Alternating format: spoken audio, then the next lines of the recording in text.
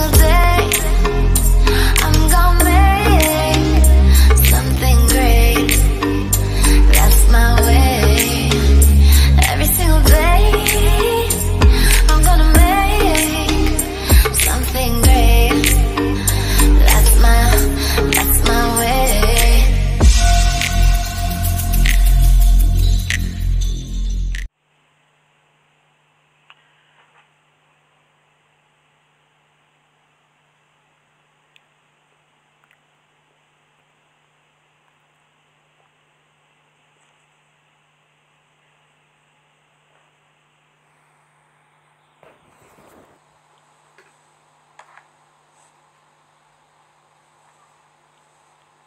Ya, halo, sudah live. Oke, waiting for Eki. Selamat malam, teman-teman, kawan-kawan. Yeay, Eki Imanjaya. Eki, Yes. aduh, marhaban ya Ramadan ini ya. Marhaban ya Ramadan. Oke. Terawih di rumah. Oh, jadi sekarang TFH ya, terawih from home ya. Yes. Kecuali kalau imam-imam itu terawihnya work, jadi sekarang tetap work from home. Iya. Tugasnya dia merebut kan. Ini prihatin ya? Hah? Enggak, prihatin nih. Tar dulu, kita prihatin dulu. Karena sebenarnya sedih, tapi kok banyak banget yang sedih-sedih gitu ya.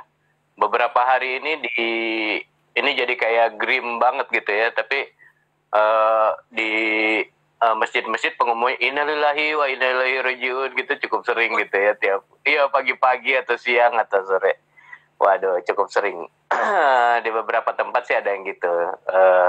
Tapi terus hari ini di antara sekian yang kabar duka gitu, satu hal yang bikin duka banget tuh Arif Budiman ya meninggal. Ini penting banget sih beliau ini buat gue, Ki. Nggak tahu buat generasi kita penting sih ya. Penting. Arif Budiman itu. Jadi, aduh. Belum Andi Ayunir juga kan hari ini juga. Iya, banyak. Hanya selang beberapa hari. Jadi ditambah penangkapan, bagaimanapun ya, penangkapan dengan modus kayak diculik intel gitu, harusnya udah nggak zaman lagi sih ya, masih terjadi juga gitu ya. Ya anyway, jadi Ramadan prihatin nih Ki. Tapi kita prihatin. Gimana harus harus kan tetap menjadi, kenapa? Supaya imun tetap bagus kan. Kita harus tetap berbahagia, gembira dan berpikir dan kreatif dong. Jadi makanya kita harus ya sedih satu hal ya, tapi jadi kebanyakan sedihnya.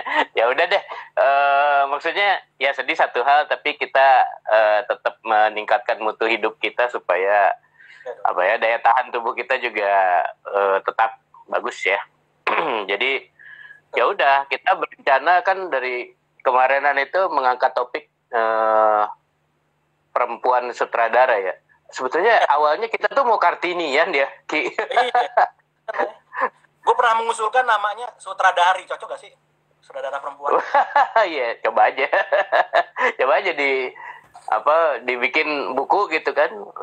10 sutradari Indonesia. Terus dia bilang, terus orang baca sutradara dari. Oh iya betul. Kenapa Kita buka Ki? dulu dong. Kita buka. Oh iya. Halo teman-teman. Apa kabar? Dalam acara Kultum. Kuliah 7 movies bersama Yoi. Eki dan Hikmat. Iya, Kultum Dan Eki Hikmat ini. Bertanya atau memberikan ini. Silahkan. Ya. Jadi 7 film favorit yang disutradari perempuan, silahkan di bawah. Oh iya, silahkan dong, urun. Ya kita mulai dengan itu dulu aja kali ya.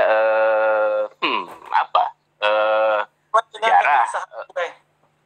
Kegelisahan kenapa? Yang pas kita malam-malam nggak bisa tidur terus gue kontak lu. Iya. Gak apa-apa.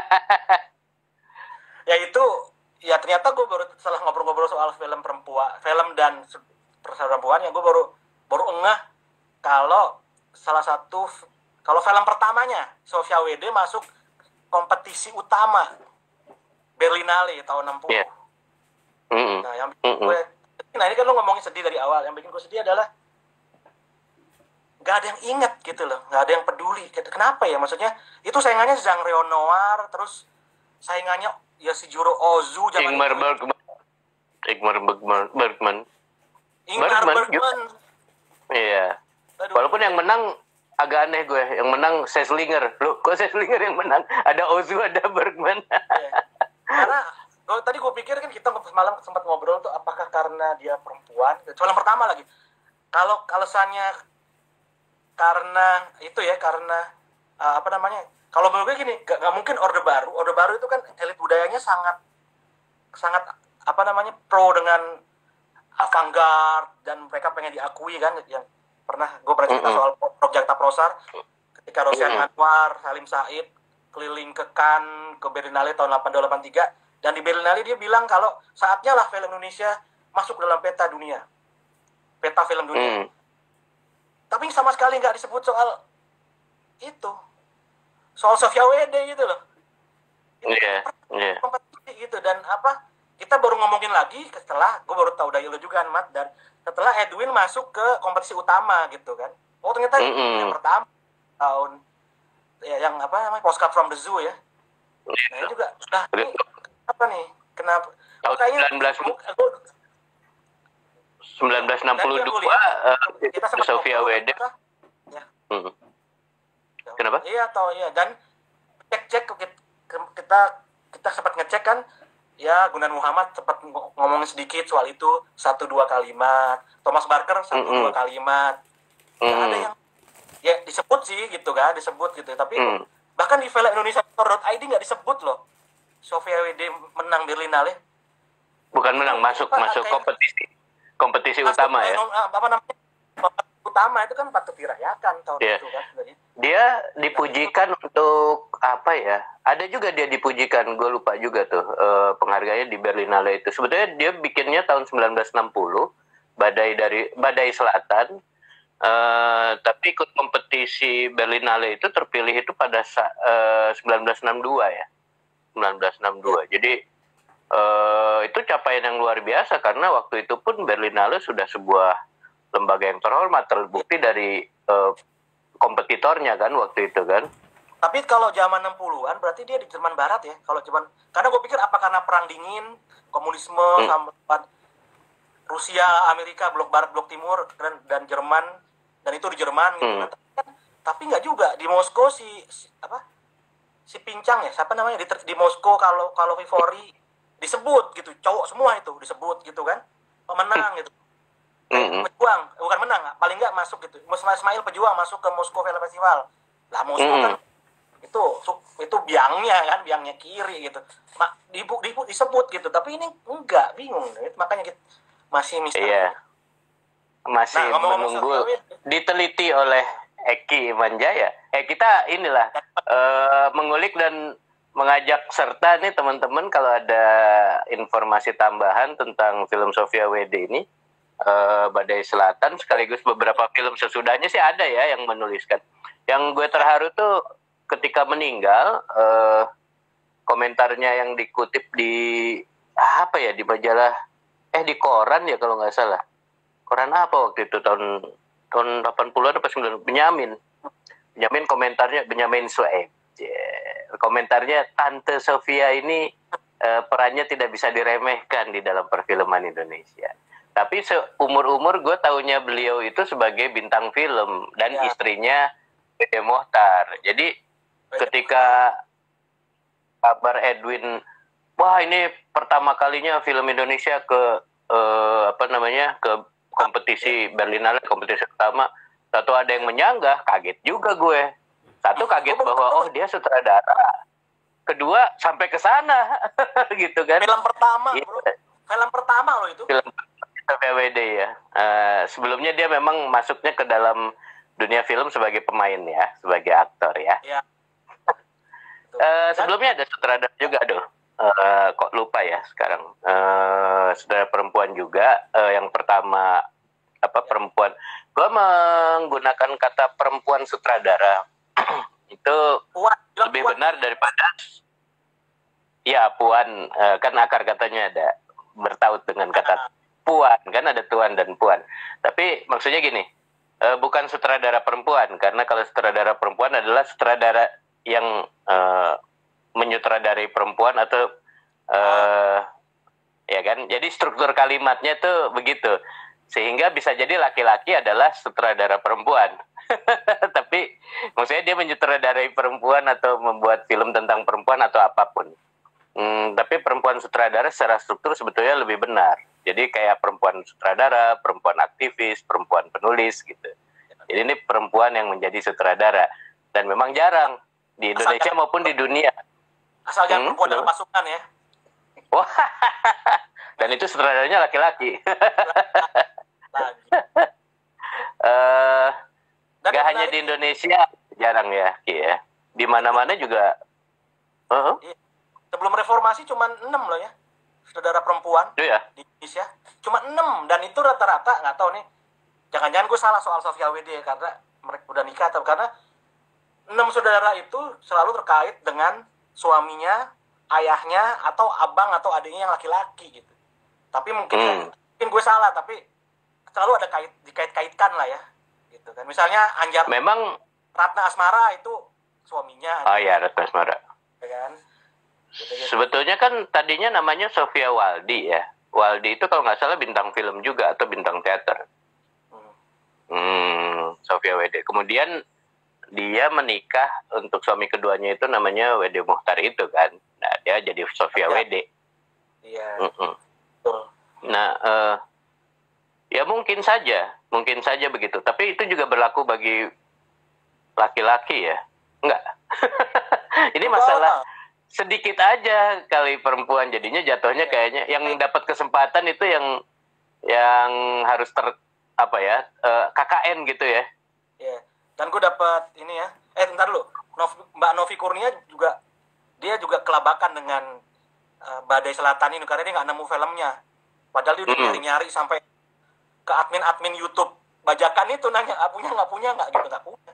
Tapi sempat ngomong beberapa sebagian dibahas sedikit, tapi kan agak susah kalau nggak nonton filmnya. Di Cinematic kadang kita belum mulai melacak gitu ya. Kayaknya kalau Mbak Novi bilang nggak ada, kan dia Mbak Novi kan tentang saudara perempuan kan sebenarnya. Tesis S2 apa S3-nya gitu. Nah itu jadi kalau misalnya pasti dia udah ke situ, tapi nggak tahu lah, semoga kadang-kadang kita nemunya. Iya. Berarti ini ya Ki ya, jangan-jangan itu menjadi film yang hanya film dalam kenangan. Kan ada beberapa terus terang horor ya. Sebetulnya dulu ada mitos yang sangat sangat berulang gitu ya di Hollywood, bahwa film terbaik itu nggak pernah ada yang nonton, gitu ya.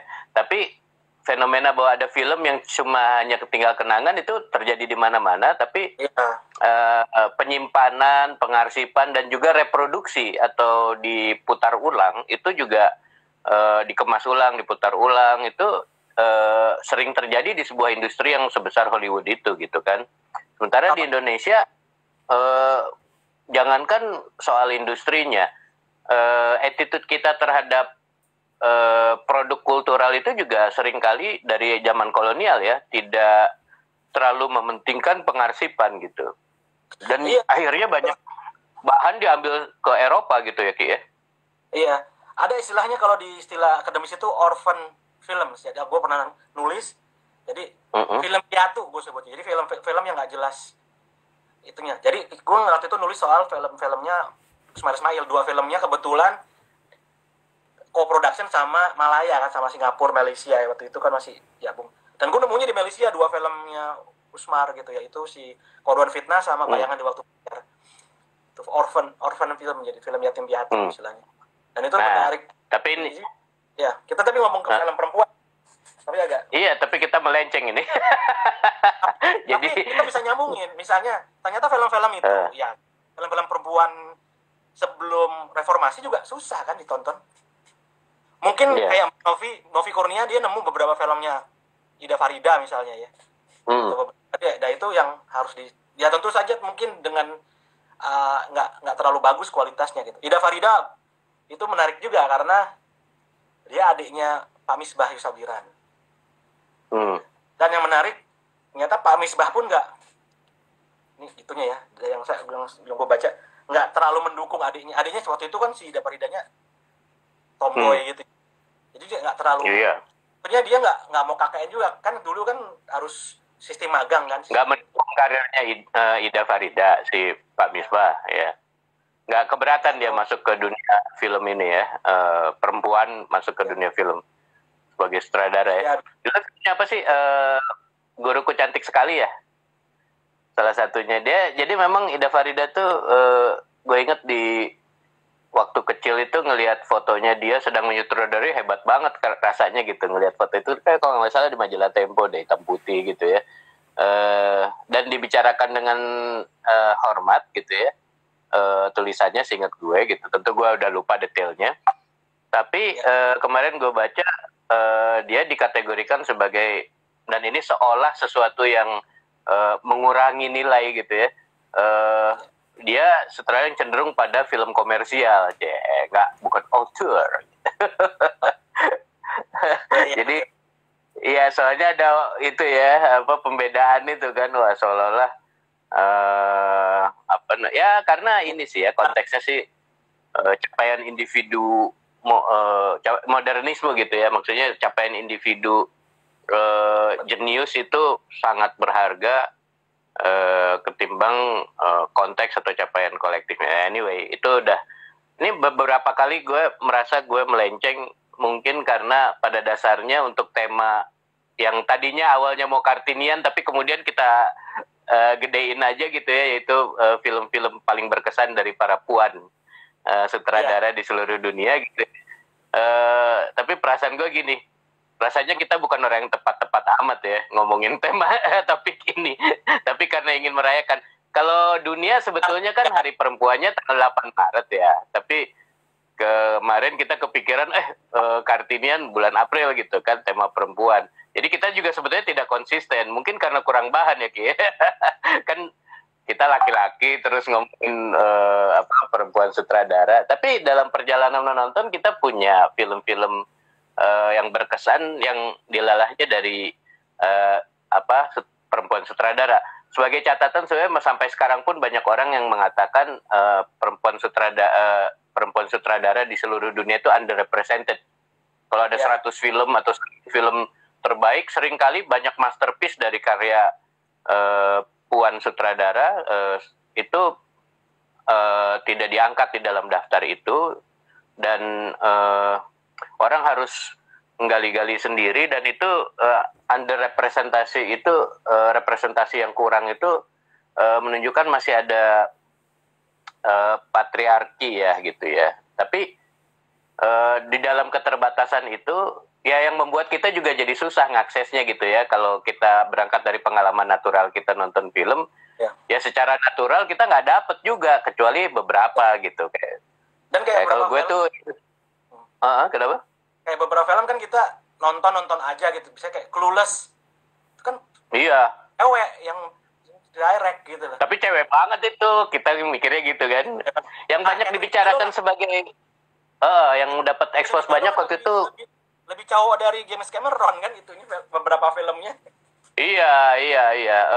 Gue inget Point Break ya, dan lebih mengagumkan karena sutradara perempuan. Jadi di kepala gue tuh masih ada pembedaan gitu, masa perempuan bisa jadi sutradara film action sih. Waktu tahun 80-an film yang representasi tokoh perempuan kuat banyak dibuat oleh lelaki sutradara ya, kayak Thelma and Louise. Tapi gue ingat, gue ada film-film yang berkesan waktu dulu yang ternyata itu perempuan sutradara yang membuat.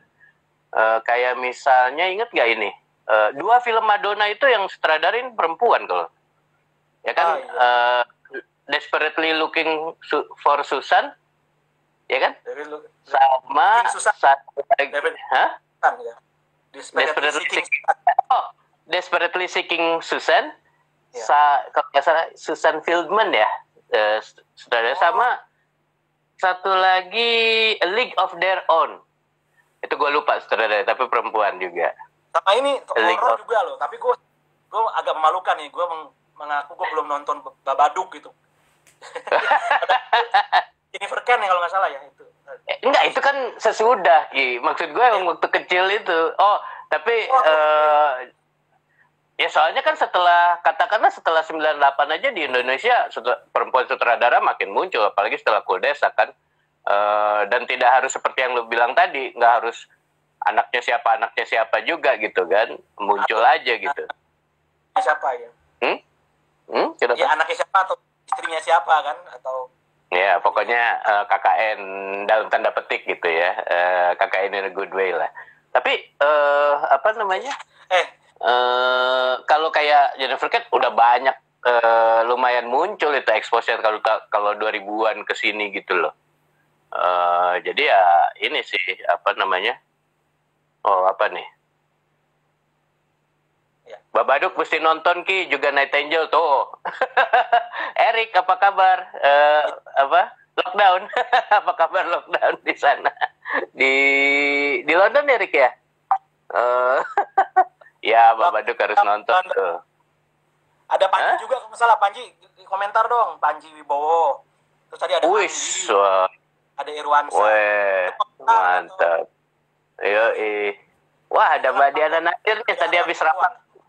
Iya, Mbak Diana Nazir apa kabar? Tadi padahal ini ya rapat bareng. Oke, ya lanjut ya. Oke, perempuan sutradara kita sebut aja pilihan kita. Nanti kalau sempat kita bahas semuanya, tapi kalau enggak kita highlight aja gitu ya. Ki, pilihan lu apa aja, Ki? 7 film paling berkesan dari perempuan sutradara. Gue 3 pertama itu dari satu keluarga. Gak apa-apa ya. Mark Malbaf Family, Mark Malbaf. KKN dong. Mark Malbaf itu emang KKN memang dia sih, maksudnya yang jadi saudara yang bikin skrip gitu-gitu lah ya. Tapi memang bagus jadinya gimana dong? Iya. Ya, apa kan ini personal film. Iya, yang pertama kali gue tonton adalah filmnya Marzieh Meskini, yang sekarang jadi Marzieh Malbaf. Jadi Marzieh Meskini itu adalah ada iparnya Muhsin Malbaf ketika istrinya meninggal, terus jadi turun ranjang ya istilahnya gitu ya. Jadi dia dikawinin adiknya, iparnya gitu ya. Nah itu judulnya, gue nonton di G-Fest, The Day I Became a Woman. Jadi ada tiga cewek dengan berbagai generasi gitu, terus kisah masing-masing gitu. Itu menarik tuh. Terus yang kedua tontonnya Samira Malbaf, tapi gue milihnya Blackboard. Yang ketiga nonton di JAV ya? Kayaknya kita nonton bareng tuh. Nonton bareng nggak waktu itu? Di G-Fest. Kok JAV? G-Fest. Iya. Yang ketiga adalah Hana Malbaf. Nah ini gue nonton di Berlinale dan ketemu sama Hana Malbaf sama Maisam tuh abangnya nggak bikin film, dia fotografi, DOP dan urusan fotografi lah ya.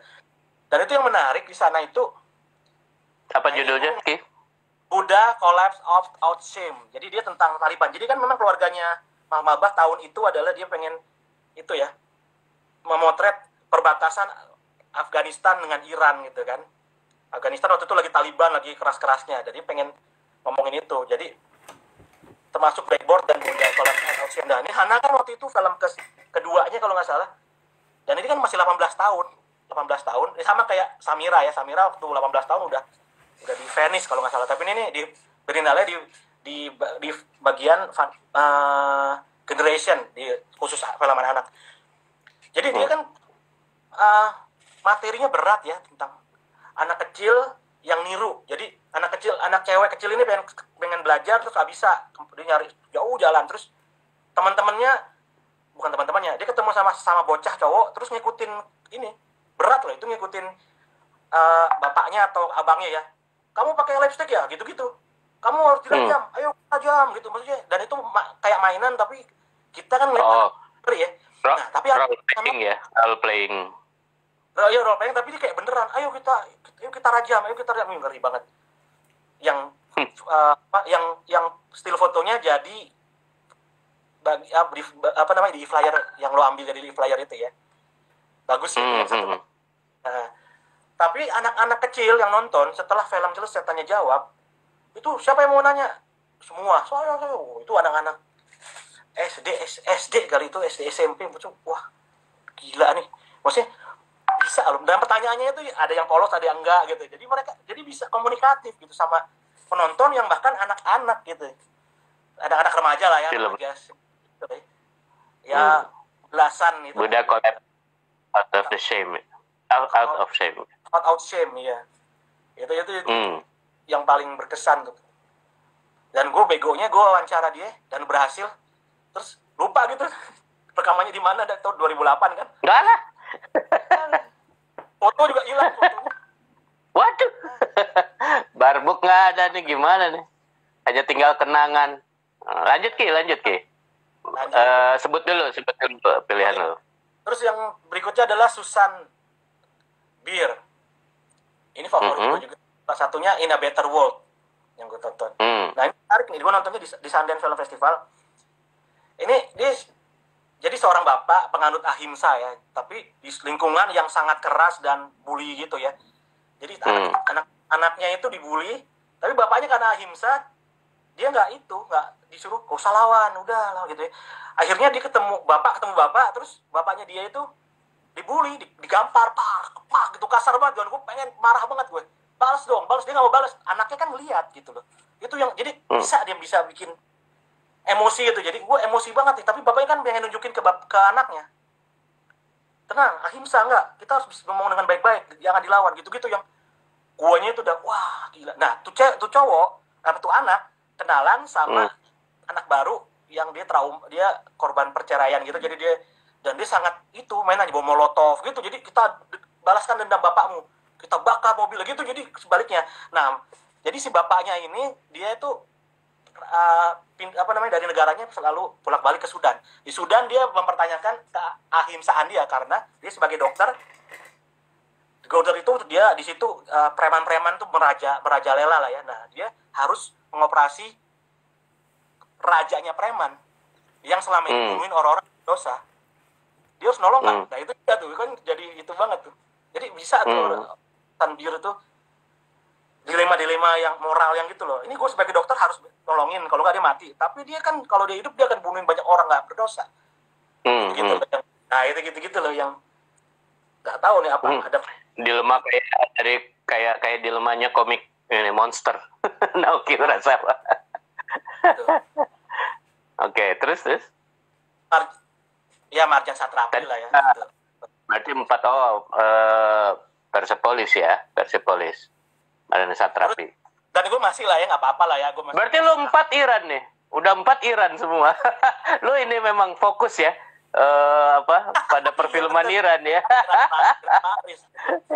Yoi. Satu lagi Yasmin Ahmad tetap lah gue cinta mati lah Yasmin Ahmad. Oke. Tapi gue ngambilnya yang Talent Time karena itu. Oke. WhatsApp terakhir dari Yasmin adalah itu. Eki, saya bikin film yang culturally rich gitu dia bilang. Yaitu Talent Time. Lahir gitu. Menarik, Talent Time. Oke. Dan nggak cuma lengkap lah ya, ada berbagai macam agama dan berbagai macam ras dan tokoh utamanya tunarungu kan gitu. Jadi berbagai macam minoritas di situlah. Buat lu beda nggak sih film yang dibikin perempuan sutradara dengan laki-laki? Ya itu menurut gue sih nggak tahu ya. Ini masih harus ada riset, tapi harus ada sensitivitas tersendiri lah seorang ibu atau seorang itulah ada.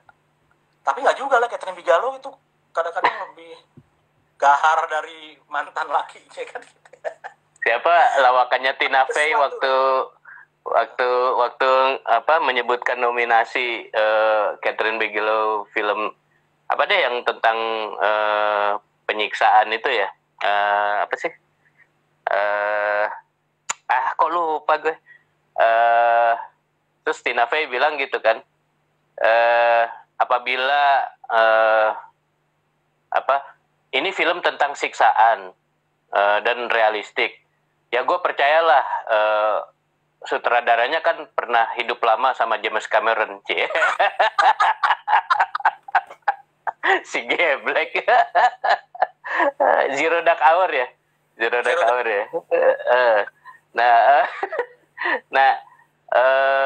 Tapi kan masa didefinisikan dari ibu atau apa, terus jangan-jangan kayak sensitivitas atau kepekaan itu jangan-jangan bagian dari apa namanya ya, konstruk juga gitu. Kalau perempuan harus begini gitu ya. Nemu sih. Belum nemu ya. Jadi basically ya film-film aja gitu ya jadinya ya, menikmatinya ya. Cuman masalah keterwakilan aja mungkin, keterwakilan gender ya kan. Mungkin yang itu juga sih. Gue boleh cerita soal itu nggak? Trivia sedikit. Apa? Gue University of East Anglia tuh di Norwich di Inggris menghadiahkan doktor honoris causa ke Gurinder Chadha.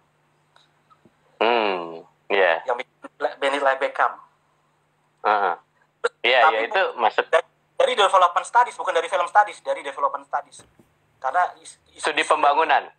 Studi pembangunan, ya. Terus tapi mumpung lagi, dan itu bulan puasa persis lah, besok kan puasa. Bulan puasa tahun 2014 atau 15. Terus ya udah gue ikut lah ya, kumpul lah anak jurusan film semua. Terus dia cerita, satu dia sedang bikin versi Kung Fu Panda versi India.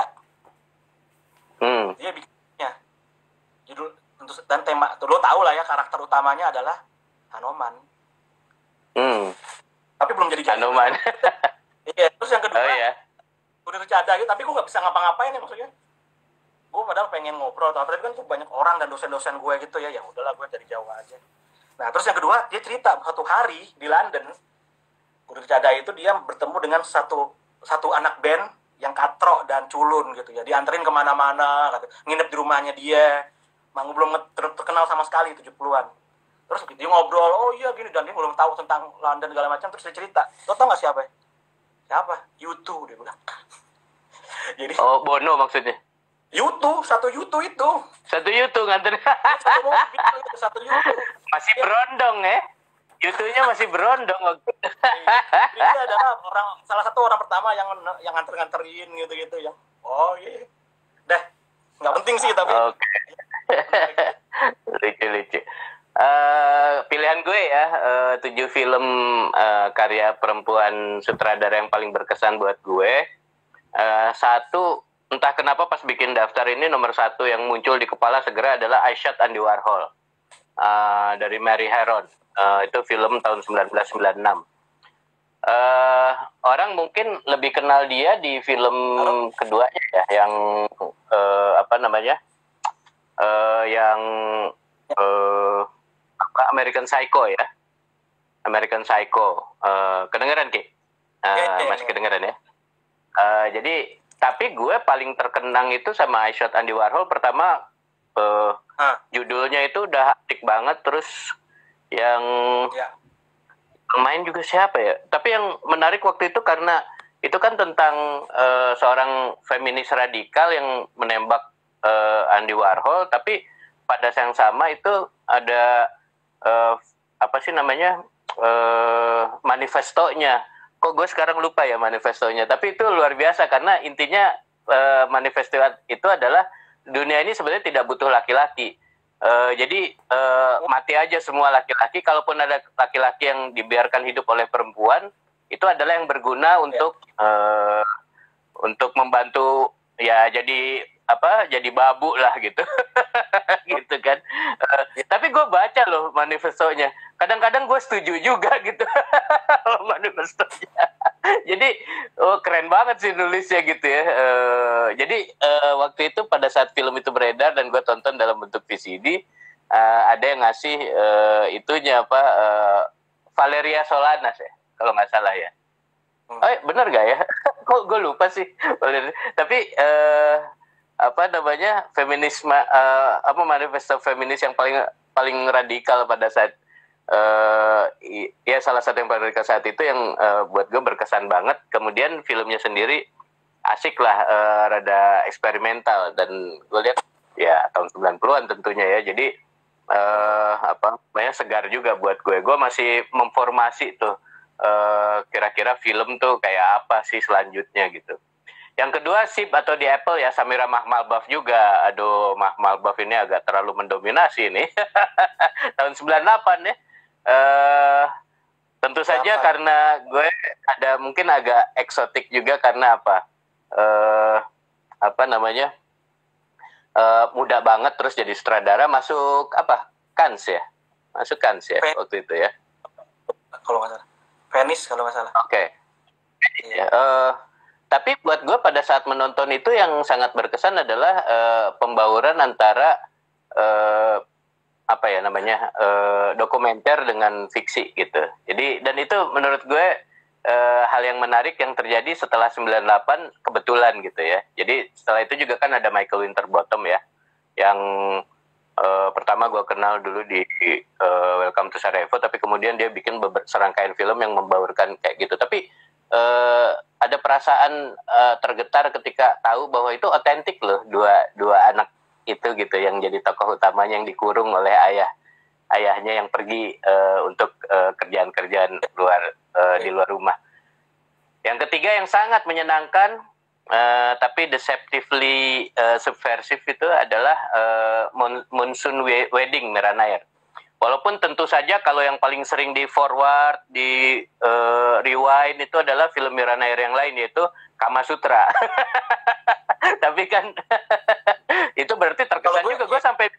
Gue sampai bikin tulisan waktu itu di Republika tuh soal, karena gue wah gimana ya, ya kan? Karena kan kepala gue sebagai anak yang baru iya Republika, iya gue tentang seks dan tabu, dan gue lihat ada kecenderungan banyak sekali membahas soal seks gitu ya, tahun 90-an, tapi kan dengan mudah kenapa? Filmnya Mira Nair yang Namesake juga bagus tuh, Namesake. Oh iya, tapi tidak sebagus ini menurut gue, tidak sebagus Monsoon Wedding, tidak seberkesan itu. Namesake ya karena novelnya novelnya yang gue suka banget, tapi filmnya tidak, dibandingkan dengan film Mira Nair yang lain, nggak terlalu bagus gitu. Kalah berkesan dengan Kama Sutra, lagi-lagi Kama Sutra. Harusnya gue sebut aja Kama Sutra ya. Iya, nggak sih. Kalian. Pokoknya dari Mira Nair ya, 2001 Monsoon Wedding. Lalu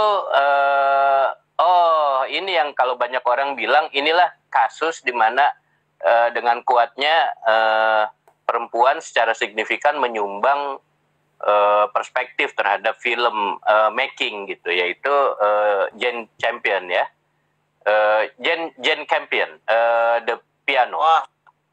The Piano.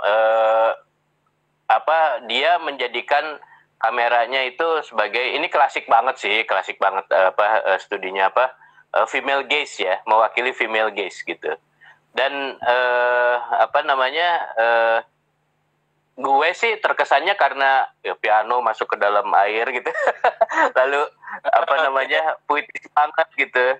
Terus gue rada-rada ngomel dengan penilaian penilaian Gunawan Muhammad waktu itu yang nulis ini filmnya punya penyakit yang sama dengan kebanyakan film Indonesia, tidak punya cerita yang kuat. Terus gue ngomel.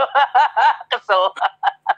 Terus gue pikir-pikir mungkin bukan soal gue tidak setuju dalam artian enggak kok ceritanya kuat, jangan-jangan memang ceritanya tidak kuat, tapi penilaian itu tipikal sebuah masa ketika film dinilai dari cerita, sementara The Piano itu jelas film ya bahasa visualnya yang kuat, suasananya yang dibangun oleh retorik kamera dan segala macam. Jadi itulah kenapa barangkali kenapa? Ya mungkin masalah definisi cerita itu apa? Mungkin padahal bahasa audiovisual kan nggak cuman. Nggak, kalau perlu nggak ada cerita nggak apa-apa. Pada saat itu iya kan, kalau film ya film gitu.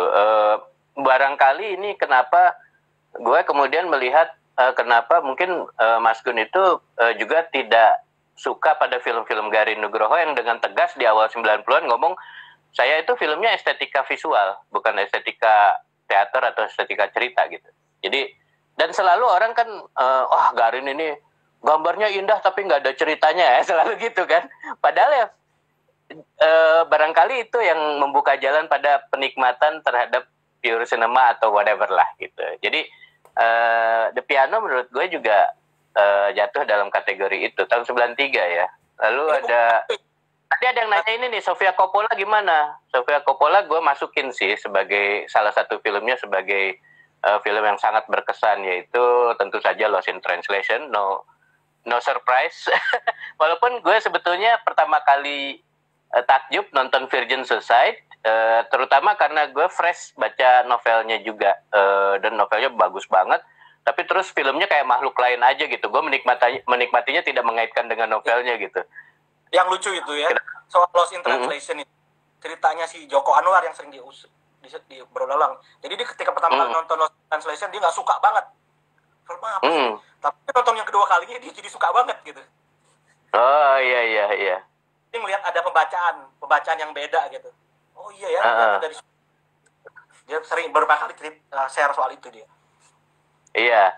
Jadi tapi gue suka juga film Sofia Coppola yang The Beguiled ya. The Beguiled itu perempuan banget sih itu. Keseluruhan sudut pandangnya, tokoh utamanya dan sebagainya gitu. Dan yang menyenangkan buat gue itu dari The Beguiled itu langgam bahasanya, bahasa lisan para tokohnya itu loh, yang juga dieksplor oleh sutradaranya yang mercusuar kemarin itu, The Lighthouse. Lighthouse ya. Eggers. Iya, lalu ada yang gue suka banget itu Beaches of Agnes. Kenapa? Nosa nanya Agnes Varda dong, Mat, tuh, si Nosa. Nah, baru kok ini nyebut. Gue film berikutnya yang sangat berkesan buat gue adalah Beaches of Agnes Varda. Nah ini yang gue bilang, gue merasa gue tidak terlalu tepat ngomong ini tema perempuan sutradara, tapi ya karena ingin ikut merayakan aja gitu para perempuan sutradara. Karena apa?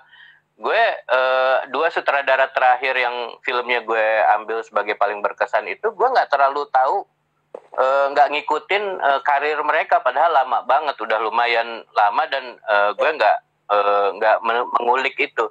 Pertama ya Agnes Varda,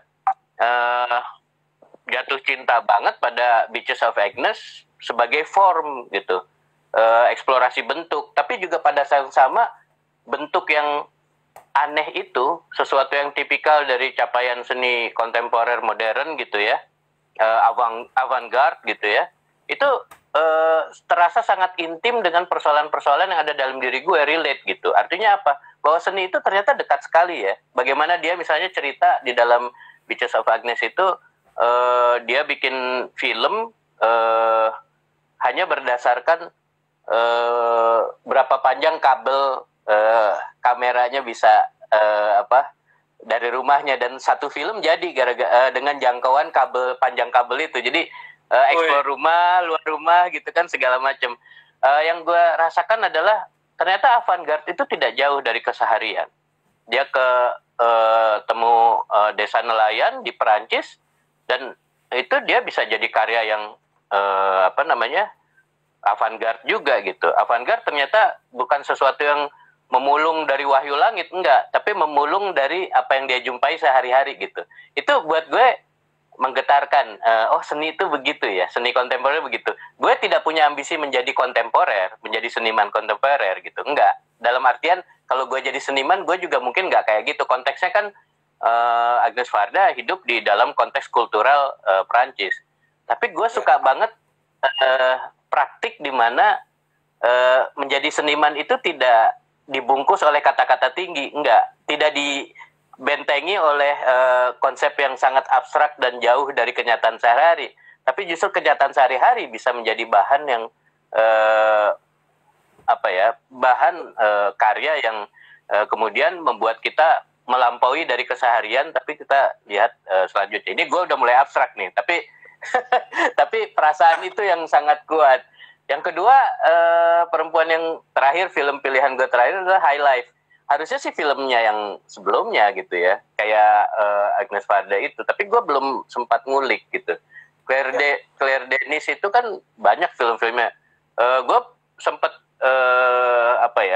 terpapar pada filmnya yang sebelumnya itu yang Trouble Every Day ya, yang tentang kanibalisme itu kan, erotisisme di dalam kanibalisme gitu kan. Dan bagaimana kamera dikerahkan untuk semua close up-nya terhadap bagian-bagian tubuh itu bukan hanya hasrat seksual tetapi juga rasa lapar yang tak terperi gitu, pengen dimakan dagingnya gitu. Jadi kayak aja gile gitu kan. Tapi gue nggak suka kan gue sama kanibalisme tuh. Sama genre kanibal gitu gue nggak suka. Mungkin bayang-bayang gue dihantui oleh siapa, Ruggero Deodato ya, yang tentang kanibal juga, kanibal apokalips gitu. Aduh, gue mimpi buruk deh zombie sama kanibal itu. Tapi jadi gue punya benteng tersendiri terhadap tema ini pada film Claire Denis. Tapi kemarin tahun kemarin gue nonton High Life ya. High Life itu gila sih. Gue melihat sebuah eksplorasi visual tentang kepurbaan gitu, kepurbaan tubuh gitu. Dan di dalamnya ada seks, ada kekerasan, tapi juga ada kesunyian gitu ya. Yang salah satu yang membuat gue merasa ini salah satu yang paling kuat gue lihat di tahun kemarin pada saat gue udah mulai banyak nonton film lagi, kembali nonton film lagi dengan perasaan takjub gitu. Maksudnya selama ini kan gue bosen ya, sebelum itu kan gue bosen nonton film terus kayak takjub. Ya itu sih beberapa yang gue terkesan gitu ya. Tadi Erik kasih komentar nih, sebentar gue baca dulu ya. Feby juga nanya soal di mana bisa dapetin badai selatan. Itu dia. Nah, itu menurut Mbak Novi Kurnia yang memang penelitiannya soal film perempuan, dia juga nggak nemu gitu. Masih misteri. Kalau misalnya ada yang tahu di mana film itu, silahkan di itu ya. Yang mau nanya atau memberikan pendapatnya soal film-film favorit yang disutradarai perempuan, silakan. Ini nih, oh ya ada Eka Nusa, Om Eki dan Pak Hikmat sehat terus ya gitu. Makasih ya, sama-sama ya, sehat terus juga semua. Hari-hari gini ya. Kita senang-senang juga dalam rangka bertahan hidup ini. Lalu Om Harlan Buker ya, apa kabar? Nah ini Erik bilang jangan AM nih. Hah? Oh iya. Yoi, Anda meminta kami menolak. Nah. Ini tar dulu, Erik oh iya. Oh, 10 menitan lah. Erik bilang jangan lupa peran yang dilupain tuh, perempuan editor yang diabaikan kayak Thelma Schoonmaker. Nah, ya itu bisa kita angkat tapi harus ngulik sih ya. Kita angkat sesi lain. Soalnya jangankan editor ya. Produser aja dalam konteks Indonesia misalnya itu gue tuh pengen banget ngulik Doris Kalebaut Inem Film, tapi ya bahan risetnya masih sedikit deh, masih kurang, dan powerful kan, dia powerful juga gitu. Pada saat yang sama ada Budiati Abioga kan, jadi perempuan produser juga belum terlalu diulik juga, apalagi yang kayak gini editor di sinema dunia apalagi gitu ya. Gue belum menaruh perhatian ke situ. Memang makasih Erik, rasanya Erik nanti kapan-kapan kita bisa ajak ngobrol, cuma bisa berdua sih ya kalau IG live ya. Cuma Zoom kita bikin lah. Ada edisi Zoom, kita kan multi platform ya. Yaelah. Ada Bentar, Mat. Ini ada tuh komentar tuh. Kalau Lynn Ramsay buat film nggak ada keibuannya, bener sih. Ya berarti kan memang bukan. Kalau nggak ada keibuan, jadi makanya kan gue bilang gue belum nemu nih apa bedanya kalau perempuan yang sudah darai. Jadi belum harus ada riset tertentu. Ya kalau jangan lupa, kibul-kibul jangan lupa. akademis sih, kalau kibul-kibul akademis, kenapa?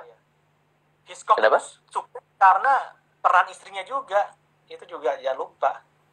Oh gitu. Istrinya itu apa, produser merangkap nulis skenario apa kalau nggak salah, pokoknya dia kalau foto selalu ada berdua tapi dia nggak pernah disebut si siapa istri ya kok lupa namanya. Hitchcock gitu, Alfred Hitchcock. Dan dia, tapi dia selalu abuse tuh sama bintang-bintangnya tuh, Hitchcock tuh. Oh, iya. Nah, jadi antara muse dan abuse, nah dia kan sering mengabuse muse-nya. Kalau Hitchcock tuh. Dan kita belum ngomongin ini ya, saudara perempuan yang dari Indonesia ya, perempuan saudara yang dari Indonesia. Kayaknya lu bukannya milih itu tuh salah satu film yang berkesan dari Indonesia tuh kemarin. Iya, tuh satu. Tapi maksudnya, gue ada lagi sih list gitu. Tapi nanti kita bahas khusus ya. Iya. Tapi lu menyebut kemarin tuh apa? Marlina ya. Nah, bahas aja dikit nggak apa-apa. Bahas aja dikit. Kita masih punya waktu. Kalau perempuan. Ya 5 menitin biasanya. Oke. Jadi yang gue pengen gue bahas adalah ketika di Bristol itu gue bikin acara kerjasama sama KBRI di Watershed itu, gue ngundang Bu Hana kan.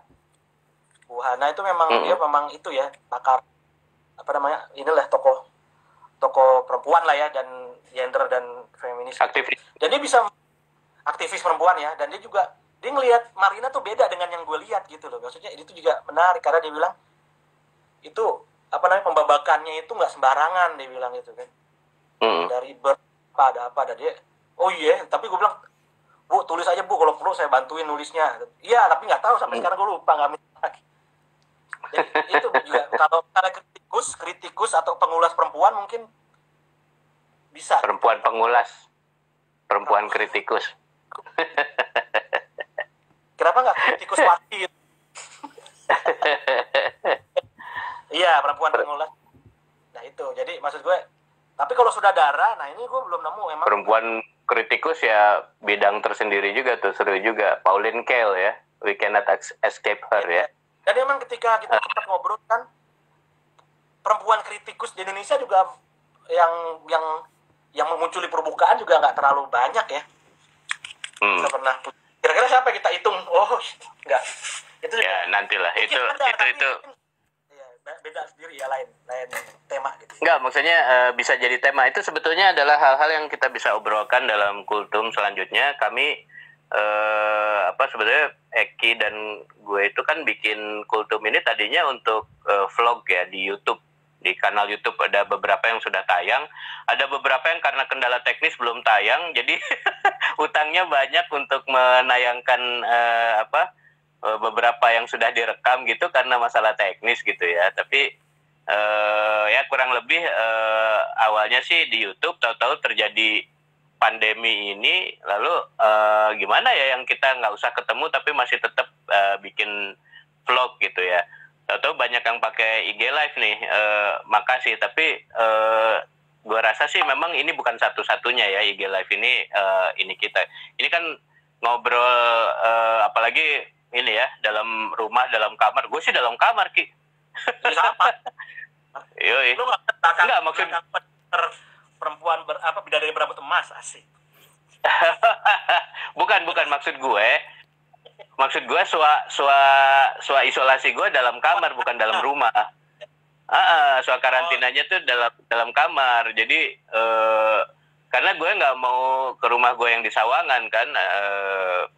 Pertama buku-buku gue ada di sini, kedua di Sawangan ada nyokap gue dari Jakarta, ntar malah berisiko bawa something lah gitu. Walau. Nggak usah bilang DOP cewek dong, nah banyak lah ya DOP cewek, editor cewek. Ya, kayaknya jadi tulisan aja deh. Nosa, jadi ya kita bikin majalah ya, majalah film ya, majalah main-main aja, majalah iseng-iseng. Nih ada Erik, ada Mamat tuh, ada teman-teman nih beberapa.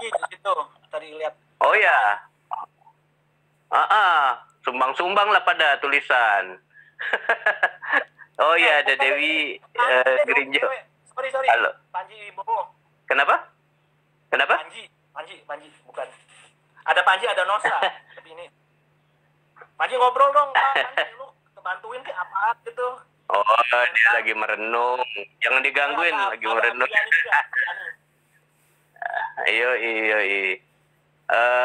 Jadi ya gitu ya, kita sketchy aja catatannya. Tapi dari film-film itu kalau Eki banyak sekali didominasi oleh dari Iran. Ini lo Ki Syiah.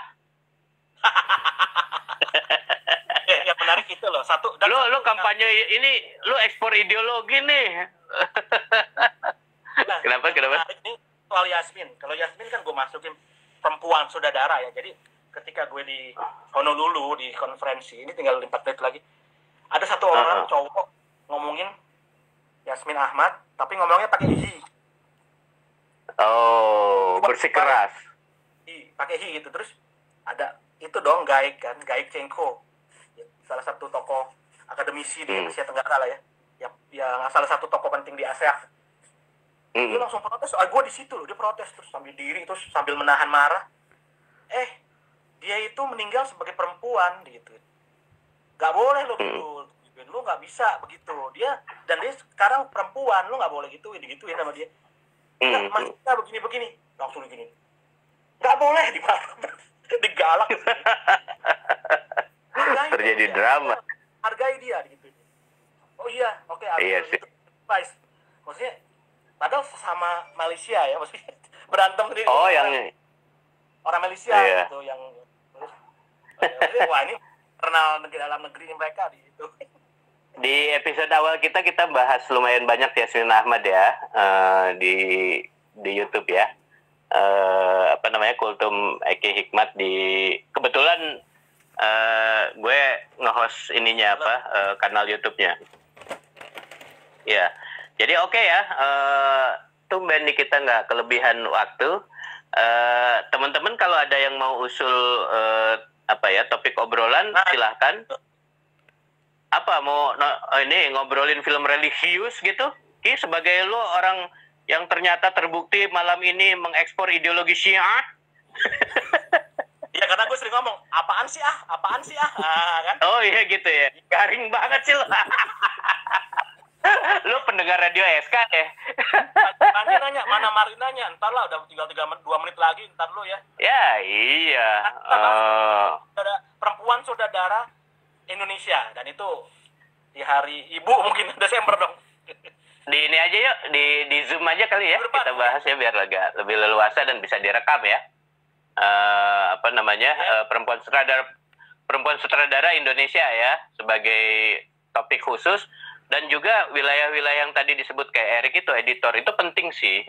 Belakangan ini kita melihat film juga secara utuh itu tidak hanya authorship sutradara gitu, tetapi juga ada elemen-elemen yang membangun film yang penting juga. Ternyata ada signatur dari elemen-elemen itu juga. Editor, perempuan editor. Kenapa? Apa kita yang aja? Kita mengikuti jejak Nosa ya, Zoom, kita ngundang orang aja Zoom, tapi terbanyak. Iya, bisa juga sih. Iya, gue juga tadi kepikiran gitu sih. Nantilah dikabarin ya. Maksudnya enak juga sih kalau misalnya lebih beragam itunya.